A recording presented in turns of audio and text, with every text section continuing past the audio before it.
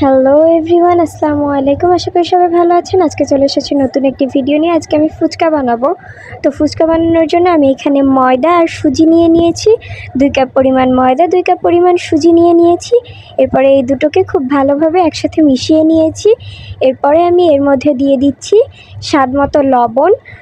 আপনারা আপনাদের স্বাদ মতো দিয়ে থাকবেন। এরপরে এর মধ্যে আমি দিয়ে দিচ্ছি 2 টেবিল চামচ পরিমাণ সয়াবিন তেল। তেলের সাথে আমি ময়দা আর সুজিকে খুব ভালোভাবে মিশিয়ে নিচ্ছি। এই যে দেখেন, এটা এরকম হবে একদম।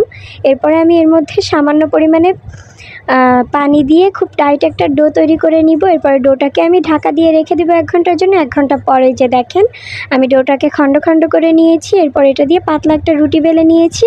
রুটিটাকে আবার ডবল ফোল্ড করে আবার পাতলা করে বেলে নিয়েছি।